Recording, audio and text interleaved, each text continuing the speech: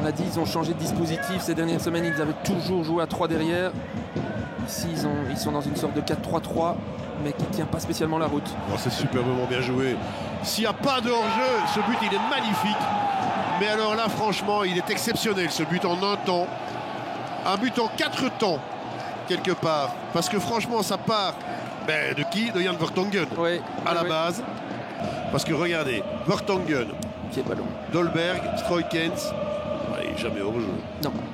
Après, au niveau de l'alignement de la défense de Westerlo, c'est catastrophique. Mais qu'est-ce que c'est bien couru, qu'est-ce que c'est bien demandé de la part de Dreyer. Et Thomas, est-ce que le plus compliqué, c'est pas Stroikens? Oui, ce ballon on entend. Le ballon, il rebondit. Il est dosé, il est parfait. Hein. Parce que là, pour Dreyer, elle retombe bien. Là, bam, paf. Et il tombe entre. De Bast. J'ai cru apercevoir Stassin, Marc, du côté de Westerlo. Si Anderlecht met le deuxième, le match est plié. Et là voilà. Si Anderlecht met le deuxième, le match est plié. C'est sans doute le cas avec Delaney. C'était un petit peu trop. Faut-il y voir une importance symbolique de Jari Verskaeren, puisque sans avoir touché le ballon. En peu de temps, hein, ce joueur-là, on se rappelle qu'il s'est blessé face à Bruges il y a quelques mois. Il est bien revenu. On est beaucoup trop loin des joueurs avec un super 1-2 de Sardella notamment. Bon, le positionnement défensif de Matsuo est, disons, perfectible. À l'intérieur, en effet. C'est bien joué de la part de Sardella, hein, de le prendre comme ça à l'intérieur. Ouais. De Bast. Pas beaucoup de déchets non plus dans le jeu de Bast. Oh là là, elle va faire mal celle-là. Elle va faire mal. Dolberg, il va y aller. Il peut y aller là. Il peut aller tout seul. Il peut y aller seul. Mais oui, il y va seul. Et là, il va seul, c'est magnifique. Évidemment qu'il peut y aller seul. Et là, c'est de balade in the park, comme le disait Dave Peters là tout à l'heure. C'est vraiment ça. Mais vous avez vu comment il est parti. Là, il est parti de la ligne médiane. Hein. Mais là, regardez, glané de sa part. Il part de sa partie de terrain. Il n'y a personne qui est capable de revenir le chercher. Ouais, ils sont 4 à défendre et encore Dolberg qui peut vraiment slalomer. Très étonnant, mais voilà, c'est le mérite d'Anderlecht d'enfin punir cette équipe de Charleroi, de capitaliser sur leur domination. De Westerlo. Oui, de Westerlo. Mais n'empêche, quand on voit Dolberg comme ça, on dirait un junior qui joue contre des minimes. Hein. Allez, on avait dit que la position de Jonas de Roek était stable avec la direction qui continue à lui faire confiance, mais ok, c'est Anderlecht. Alors être battu par Anderlecht, il n'y a pas vraiment de honte, mais un 0-3, voilà qui va atténuer un petit peu les histoires. Il va faire du bien ce but. Ouais, il va faire du bien et pour Anderlecht, il n'y aura donc pas de clean sheet qui aurait fait du bien aussi pour la confiance. Il y a eu les changements, évidemment. Il se retrouve d'ailleurs au sol. Ça, c'est très très bien joué. Trop facile d'Achimero qui laisse passer. Ouais, c'est l'histoire du défenseur à l'arrêt et du joueur qui vient de la deuxième ligne. Pas assez sur ses appuis. Ouais, je trouve ce but très symbolique, Thomas, parce que ce sont les deux meilleurs joueurs de Westerlo. Yo à l'assist et Boss à la conclusion. Et pour être au bord du terrain, je peux vous dire qu'il fait froid. Alors Gary Magnier au deuxième poteau. Ah, le poteau justement, et derrière l'arrêt, non, ça finit au fond. Une phase arrêtée, Eupen est devant. Le capitaine des Pandins qui vient permettre à Eupen de mener. Prendre 3 points aujourd'hui pour Eupen, ce serait une très très bonne chose, on l'a dit. Et tout part de ce bon coup franc de Gary Magnier. Cette tentative de Finn Bogason, libre de tout marquage, qui termine sur le poteau. Et puis derrière, ça a été bien suivi par le capitaine Palsson, qui vient mettre ce ballon au fond des filets. On revoit sous cet angle, ce sera peut-être un petit peu mieux. Alors que Tom Vandenberg, on l'a vu à son visage, il pensait être battu. Eh bien, il n'en est rien sauvé par ses montants, mais Tom Vandenberg revient dans la surface. Il reste moins d'une minute. Tom Vandenberg, oh là là, ça finit au fond. Tom Vandenberg qui vient arracher le match nul dans le temps additionnel et permettre aux Kerols de peut-être retourner à la maison avec un point. Mais oui, Tom Vandenberg, bah oui, il est heureux. Et vient célébrer ce but avec ses supporters. On le sentait, déjà sur le premier corner. À 30 ans passés, a pris une place de titulaire seulement la saison dernière. Et un an plus tard, il vient marquer un but ici à Eupen. Et pour le coup, Gabriel Slonina avait plutôt bien joué le jeu. Grosse parade de la part du gardien américain, mais derrière ça n'a pas été suivi et le ballon qui finit quand même au fond. Pas évident à réaliser.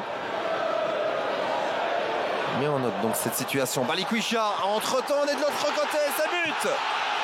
Mickey Balikwisha pour faire sauter le verrou d'OHL au moment où on trouvait justement que les louvanistes étaient un peu mieux dans leur match, qu'ils osaient entreprendre davantage.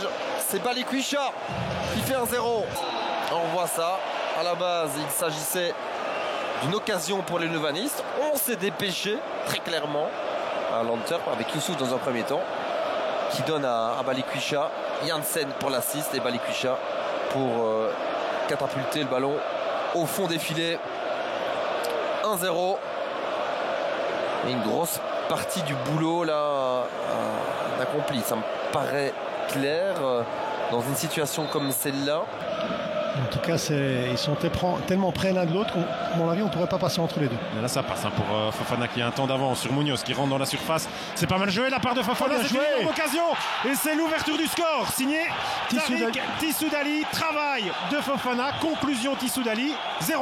Oui, vous allez voir ce que Tissoudali a fait. Ce petit contrôle pour ramener vers lui a tout changé. Alors évidemment sur ce flanc, il était un petit peu hésitant dans ses choix. Là par contre pas du tout. Ici regardez, on défend mal puisque Munoz oublie Fofana. Et regardez ça, regardez, hop, vous avez vu ce qu'il fait. Au lieu de frapper, il ramène un peu vers lui. On va le voir ici. Regardez, hop, il ramène un peu vers lui. Et là, Mackenzie pense que la frappe est déjà partie alors qu'elle n'est pas partie. Sans froid quand même, voilà. Dans le petit rectangle, prendre quasiment autant de temps. Ça il a.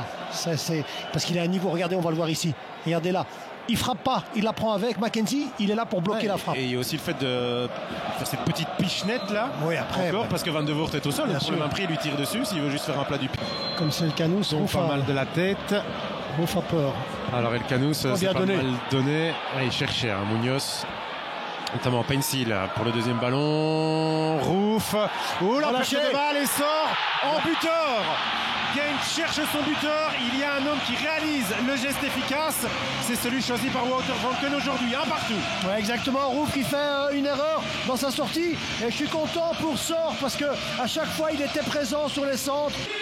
La sortie de Rouf, reparlons-en sur ce deuxième ballon qui arrivera. Nordine, je vous laisse la analyser, elle va arriver, c'est pas sa meilleure. Ouais, Watanabe, vous avez vu qui était tombé, il remonte pas directement, donc il donne la possibilité de jouer ce centre. Et là, mauvaise sortie. Après, il faut la mettre. Il faut réagir directement. Et c'est ce que Sor fait depuis le début. Gand a perdu un gardien en semaine. Ça devrait normalement...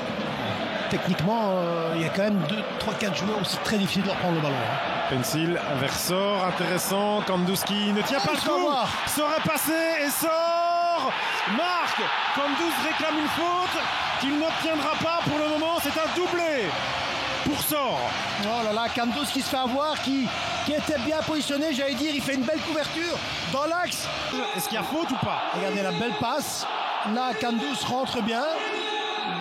On ne peut pas donner faute pour ça. Non, pour moi, il ne faut pas donner faute. Je pense qu'il est trop sûr de lui, Kandous, en jouant avec son corps ici. Non, il n'y a rien. Il n'y a rien, il se fait avoir. Malheureusement pour lui. Il y a notre première impression à nous deux, Nordine, pas de faute. D'erreur claire et évidente qui pourrait amener un changement. Il n'y a même pas d'erreur du tout. Non, franchement. Vous avez vu, en fait, Kandous, comme il est grand, il est costaud, à un moment donné, quand il passe devant, il veut mettre son corps. Mais à ce moment-là, Sor tourne autour de Kandous. Et donc, Kandous lui-même a l'impression peut-être que... On a beaucoup parlé des choses. On ne sait pas si c'est la dernière, mais ça peut y ressembler. Fofana, beaucoup d'espace pour Fofana. C'est pas un mauvais centre. Deuxième poteau. Oh, c'est but! L'égalisation, Tissoudali. C'est 2-2. 100e minute du match. Genk à 10. Suite à la sortie de Tolu. Branken qui discute le fait que peut-être KMB a été bloqué. Regardez, on va le voir ici, KMB sur le centre. Est-ce que c'est faute ou pas? Je ne pense pas. Regardez ici, hop, non, il n'y a pas faute. Et comme il tombe, il ne sait pas sortir sur Gandelman. Regardez là, comme il tombe, il ne peut pas sortir sur Gandelman. Et regardez, Arteaga doit faire le tour de KMB pour venir sortir et c'est trop tard. Doublé de sort, doublé de Tissoudali. C'est pas très bien avec quoi il marque, mais il marque avec la hanche. Oui, avec la hanche. Là, ouais. Et c'est voulu. Petit mouvement de bassin voulu. À voir combien de joueurs de cette équipe triangulaire resteront cet hiver. Ça pourrait déjà être un mercato ennuyant pour Thorsten Fink. Alors, ce coup franc qui va être donné par Coïtin est directement dans le mur, mais un petit peu de chance et le but. Aboubakari Coïtin qui vient marquer son 11e but de la saison et donc prendre seul le lead. En voilà un 9e et pourtant le coup franc n'était pas bien donné directement dans le mur, mais derrière, attentif. Petit contre favorable, le ballon qui revient dans ses pieds et Coïta. Attention, Zaïro Leslam, mais là il y a peut-être une possibilité, ça peut aller très très vite sur contre-attaque avec Coïta. Coïta va-t-il tenter sa chance? Coïta, est-ce que ça va finir au pont? Le poteau pour Coïta et voilà Ito qui vient convertir et aller chercher le but du break. Aboubakari Coïta qui avait tout fait hein. On revoit ici Coïta, hop, 1, 2 et le tir qui vient s'écraser sur le poteau de Gaëtan Cook. Un ballon bien suivi par Ito. Et donc une équipe de Saint-Tron qui vient faire le break au meilleur moment d'une rencontre, à quelques minutes du retour au vestiaire. Et des supériorités numériques de l'autre forcément. Au joueur de les trouver, encore un centre en retrait, le 3e qui vient de la droite déjà, et Bruges récupère très haut, très vite le ballon, Buchanan, Zinkernagel encore, ce flanc droit en action, et le but déjà du club de Bruges, et Thiago qui continue sur sa lancée de jeudi, le Brésilien ouvre déjà le score 1-0 pour le club de Bruges, et sans surprise, c'est venu sur le 4e centre de la droite en 2,40. Parfaitement joué de sa part hein. Le centre est génial et là on défend pas trop bien là, avec Leifis et Van Eusden, mais la détente de Thiago est absolument incroyable, joueur, un attaquant en confiance. Le problème vient aussi d'avant, hein. On voit que Chanak est sur Buchanan et la passe de Buchanan. Longue touche de Buchanan, deuxième ballon pour Vetlesen. Au deuxième poteau, Jutgla en un temps, contré par Price, le deuxième ballon, c'est dévié, c'est but. Zinkernagel, un assist, un but pour le club de Bruges. L'ancien liégeois a fait mal à ses anciennes couleurs. C'est 2-0 sur le deuxième tir cadré du club de Bruges. Efficacité maximale. Parvient pas à se dégager. C'est Van Aken qui gagne le duel. La frappe est déviée par la main d'O'Neill. Malchance côté liégeois. Oui, c'est une succession de contres qui ont finalement été tous favorables au club de Bruges, mais il y a de la présence, ça sert à ça aussi. Et le pauvre Bonnard, je pense que ça passe entre ses jambes finalement. En dessous de sa jambe. Hein. C'est bien.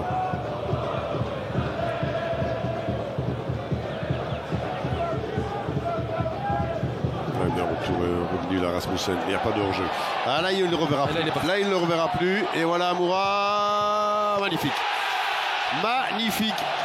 Il est meilleur dans la conclusion et dans les solos que dans le foot collectif. C'est ça le vrai buteur.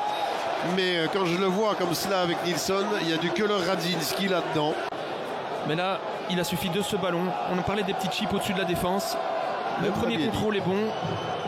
Et puis le reste, on sait sa qualité qu'il a de finition en fait. Ce joueur a non seulement une vitesse incroyable, mais sait finir les actions.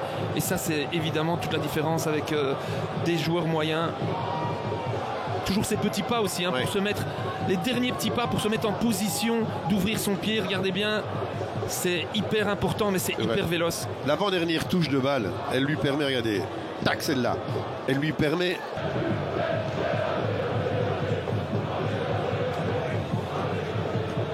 Oula.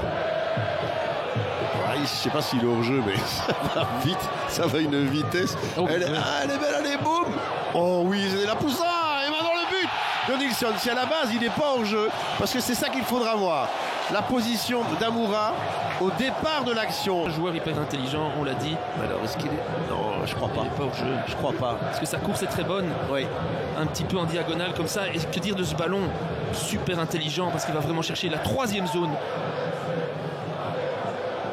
C'est Rasmussen qui va le chercher là. Bien joué aussi. Hein. Ouais. Et là, on voit que c'est vraiment là qu'il veut la mettre. Hein. Il veut la mettre pour une reprise de volée de la Poussin.